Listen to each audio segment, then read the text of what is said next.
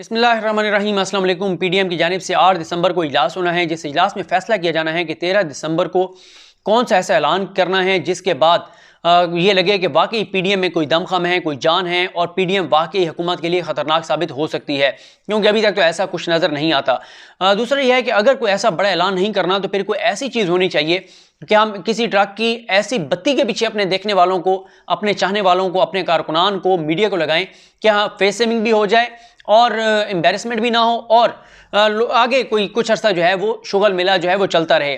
और यहाँ पर मैं आपको ये भी बताता हूँ कि मौलाना की नज़रें किस पर हैं, और ये जो इस्तीफ़ों का मामला है, इस्तीफ़ों का असल में फ़ैसला किसने करना है और ये जो मामला चल रहे हैं शहबाज शरीफ और मरियम सफदर साहिबा के, वो क्या हैं। देखें, इस वक्त पीडीएम में 10 जमातें जो हैं वो बाकी रह गई हैं। पीटीएम को तो निकाल दिया गया है या पीटीएम खुद अलग हो गई। अब 10 जमातें हैं। 10 जमातों में पहले मैं इस्तीफ़ों पर आता हूँ। जो एक जमात, एक शख्स जिसके पास इस वक्त इस्तीफ़े देने के फैसले का इख्तियार है, उसका नाम है आसिफ अली जरदारी।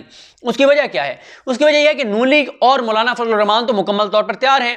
मौलाना फजल रहमान तो पहले से कहते थे कि हमें तो इस असम्बली के हलफ ही नहीं उठाना चाहिए। ये अलग बात है कि जब हलफ उठा लिए तो फिर मौलाना ने कहा कि मैं इसी असम्बली से सदर बन जाता हूँ, ना बन सके। फिर मौलाना ने कहा कि इसी असम्बली से मेरा जो बेटा है उसको डिप्टी स्पीकर बनवा दिया जाए, वो भी ना हो सका। हराम असम्बली थी, गैर आईनी गैर कानूनी थी, लेकिन खुद अगर सदर बनना चाहते थे वो हलाल था, बेटे को डिप्टी स्पीकर बनवाना चाहते थे वो हलाल था, बाकी सब कुछ हराम है। वो जिस तरह है ना कि वो बोटी पता नहीं हराम शोरबा हलाल, ये इस तरह का मामला था। अब मसला ये है कि नवाज शरीफ भी कह चुके हैं कि मौलाना जो कहते थे वो ठीक कहते थे। असल जो इख्तियार है वो आसिफ अली जरदारी के पास है। आसिफ अली जरदारी नहीं चाहते कि मैं सिंध हुकूमत को से हाथ धो बैठूं, सिंध हुकूमत का खात्मा कर दूं और सिंध हुकूमत भी ख़त्म हो जाए। वो इसलिए नहीं चाहते, इस वक्त उनके जो केसेस चल रहे हैं उनमें से बहुत सारे एविडेंस, बहुत सारी चीज़ें वो सिंध के इदारों के पास हैं, वो सिंध के इदारों ने देनी है। अगर वो इस्तीफ़े दे के सिंध हुकूमत ख़त्म कर लेते हैं, वहाँ पर कोई केयर टेकर सेटअप आ जाता है, कुछ भी नया आ जाता है, तो फिर इदारों पर इख्तियार आसिफ अली जरदारी का और पीपल्स पार्टी का नहीं रहेगा। फिर पीपल्स पार्टी का वो जो एविडेंस है, कच्चा चट्टा है, करप्शन के सबूत हैं, डॉक्यूमेंट्स हैं, सब चीज़ें हैं, वो सारी उठा के नैब को और इदारों को दे दी जाएंगी। क्योंकि मुझे याद है जब मैंने कराची में जाके और फेक अकाउंट्स केस की एक प्रोसीडिंग अटेंड की थी, तो उस वक्त साकिब निसार साहब और इजाजुल हसन साहब, फैसल अरब साहब वहाँ पर इसलिए गए थे कराची में कि JIT अरकान ने जजेस को शिकायत की थी कि हमें सिंध हुकूमत दस्तावेजात, शवाहिद, चीज़ें नहीं दे रही। और मुझे याद है उस वक्त साकिब निसार साहब ने डेडलाइन दी थी और उन्होंने कहा था कि अगर ये सारे डॉक्यूमेंट्स, ये सारी चीज़ें ना दी गई JIT को तो मैं कराची आकर बैठूंगा, जब तक आप वो चीज़ें दे नहीं देंगे तब तक मैं वहाँ से नहीं उठूंगा। और फिर वही हुआ, वो गए, बहुत सारे डॉक्यूमेंट्स दे दिए गए और सुप्रीम कोर्ट के डर से फिर जो है वो ताउन कुछ ना कुछ किया गया था उसी JIT के साथ जिस JIT के अरकान को कत्ल की धमकियां तक दी जा रही थी और और गवाहों के साथ भी ज्यादती की जा रही थी। गवाहों के घरों में पुलिस भेजी जा रही थी और सरकारी मशीनरी जो है वो इस्तेमाल की जा रही थी। अब जरदारी साहब ने फैसला करना है। जरदारी साहब एक और मामला चाहते हैं। जरदारी साहब कहते हैं इन हाउस तब्दीली होनी चाहिए, हम इन हाउस तब्दीली की कोशिश करें। इन हाउस तब्दीली में वो ये चाहते हैं कि आप वज़ीर-ए-आज़म के खिलाफ अदम एतमाद लाएं।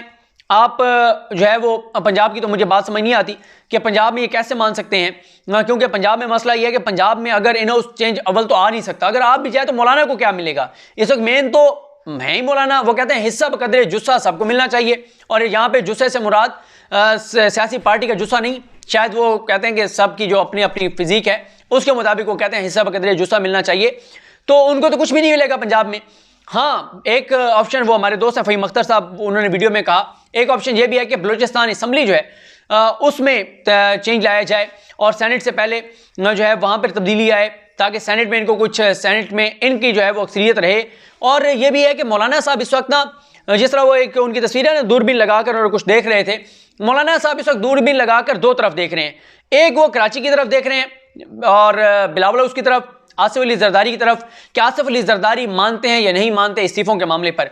दूसरा फिर वो दूरबीन यूं पिंडी की तरफ कर लेते हैं, फिर वो एस्टेब्लिशमेंट की तरफ देखते हैं, फिर वो फौज की तरफ देखते हैं कि भाई उधर से कोई जवाब आता है या नहीं आता।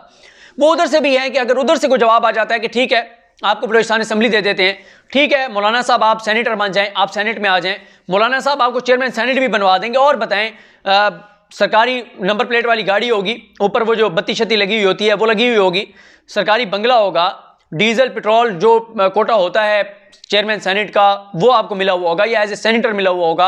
आपको कमेटियाँ शमेटियाँ मिल जाएंगी, आपको पूरा प्रोटोकॉल होगा, आपके खाने, आपके असराने, शाइए, जोराने, नाश्ते, खाने, खाबे, सब कुछ आपका आवाम के टैक्स के पैसों से होगा। काहे की टेंशन है मौलाना साहब, सब दीन भी बच जाएगा, शरीयत भी बच जाएगी, सब कुछ हो जाएगा, ईजी रहें आप। और आप आएँ और आप सेनेट में आप संभालें, आपकी तो ज़रूरत है सेनेट में इस वक्त। तो अगर ये हो जाता है तो फिर भी मौलाना साहब कहेंगे बिल्कुल ठीक है। वरना जहाँ तक इन्हों तब्दीली की बात है, आप याद करें वो दिन जब चेयरमैन सेनेट के खिलाफ अदम एतमाद का मामला था, उस दिन हम प्रेस गैलरी में थे। जब तहरीक अदम एतमाद के लिए पेश करने का वक्त आया तो 64 लोग खड़े हुए। जब डब्बे में से वोट निकाले गए 50 निकले, 14 इनके अपनी सफ़ों में से लोग फिर गए और फिर इन्होंने कहा था इन्होंने हमारी पीठ में छुरा घोंपा है और ये जनरल फैज़ के बंदे थे, हम ये कर देंगे, हम वो कर देंगे। एक भी बंदे ने निकाला, हालांकि इन्हें पता है कि कौन कौन से बंदों ने इनके साथ बेवफाई की थी। दूसरी तरफ पैसों का मामला है, मरियम कहती है हमारे पास पैसे नहीं है, उन्होंने चंदे की अपील कर दी है। पहले तो सरकारी खाता था, पटवारी, डीपीओ, डीसीओ, उनसे पैसे लिए जाते थे, करप्शन की खुली रकम थी, माले मुफ्त, दिले बेरहम, जलसे भी किए जाते थे, सारा कुछ। अब जेब से देना आया है तो अब वो जो है वो चंदे की अपीलें कर रही हैं, चंदे ले रही हैं। उधर से जरदारी साहब जो हैं उनको नवाज शरीफ बनाने की कोशिश कर रहे हैं। साथ ही पीपल्स पार्टी ने एक नई टेंशन दे दिया है मुस्लिम लीग नून को कि मरियम जो है वो वाहिद खातून एक लीडर होती थी पीडीएम के जलसों में, लेकिन अब आसफा की भी उन्होंने एंट्री कराई और आसफा की ऐसी एंट्री कराई कि आसफा ने जब आके और स्टेज पे एंट्री डाली, उस दिन मरियम के जितने हामी एंकर्स थे उन सारों ने आसफा की तारीफें की, वो सारे आसफा की ब्रांडिंग कर रहे थे, वो सारे आसफा को प्रमोट कर रहे थे।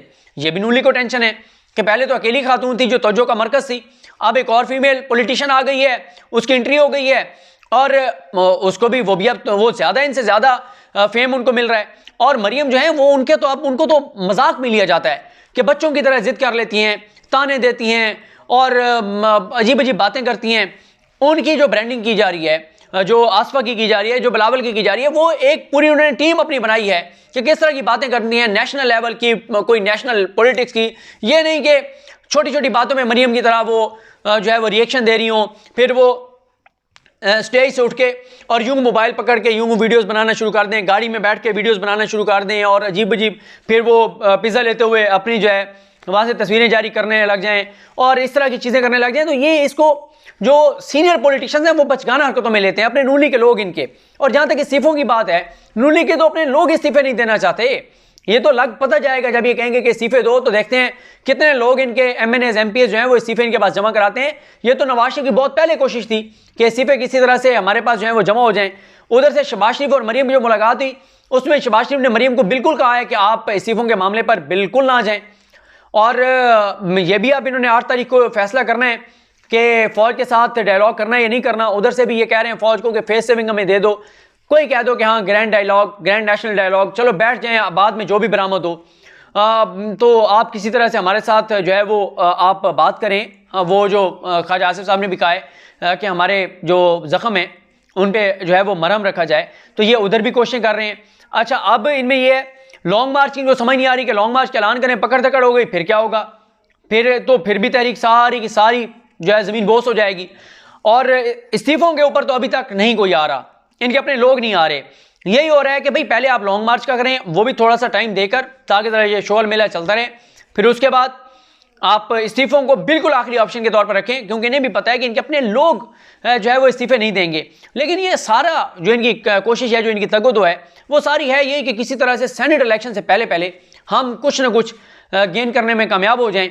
और इनमें एक राय ये भी है जो कि मेरा नहीं ख्याल कि पीपल्स पार्टी इस पर किसी भी तौर पर मानेगी, और वो ये है कि जीएचक्यू के सामने धरना किया जाए पिंडी में, कि एक धरना जीएचक्यू के सामने किया जाए, एक धरना जो है वो डी चौक पर किया जाए, इस्लामाबाद में किया जाए, और कुछ है कि एक अपारा में किया जाए और एक जो है वो जीएचक्यू में किया जाए। यानी एक पिंडी में किया जाए जीएचक्यू के बाहर, एक अपारा में यानी आईएसआई हेडक्वार्टर के बाहर किया जाए।